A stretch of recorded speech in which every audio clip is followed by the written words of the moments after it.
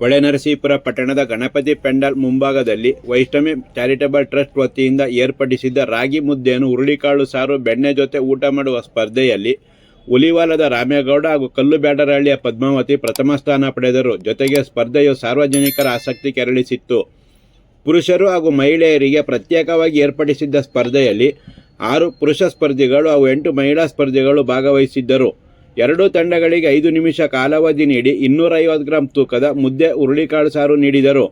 ಪುರುಷರ ವಿಭಾಗದಲ್ಲಿ ಹುಲಿವಾಲ ಗ್ರಾಮದ ರಾಮೇಗೌಡ ಅವರು 5 ನಿಮಿಷದಲ್ಲಿ 250 ಗ್ರಾಂ ತೂಕದ 6.5 ಮುದ್ದೆಗಳನ್ನು ನುಂಗಿ ಮೊದಲ ಬಹುಮಾನ ಹಾಗೂ ಉಚ್ಚನಕೊಪ್ಪಲು ಮಹೇಶ 5.5 ಮುದ್ದೆ ಉಂಡು ದ್ವಿತೀಯ ಸ್ಥಾನ ಗಳಿಸಿದರು. ಮಹಿಳೆಯರ ವಿಭಾಗದಲ್ಲಿ ಕಲ್ಲುಬ್ಯಾಡರಹಳ್ಳಿಯ ಪದ್ಮಾವತಿ ಅವರು 250 ಗ್ರಾಂ ತೂಕದ 6, ಪಟ್ಟಣದ ವಿನುತಾ 4 ಮುದ್ದೆಗಳನ್ನು ಉಂಡು ದ್ವಿತೀಯ ಸ್ಥಾನ ಪಡೆದರು.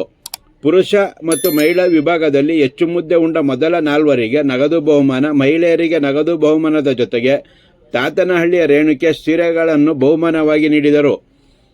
ವೈಷ್ಣವಿ ಚಾರಿಟಬಲ್ ಟ್ರಸ್ಟ್ನ ಕಿಟ್ಟಿಯವರು ಕಾಮಾಕ್ಷಿ, ಸುದರ್ಶನ್ ಬಾಬು, ರೇಣುಕೇಶ್, ಅಶೋಕ್, ಈಶ್ವರ್, ಹರಿಣಾಕ್ಷಿ, ಕುಮುದ, ಮಂಜುಳಾ, ರವೀಶ್, ಲಕ್ಷ್ಮಿ ಹಾಗೂ ಇತರರು ನೇತೃತ್ವ ವಹಿಸಿದ್ದರು.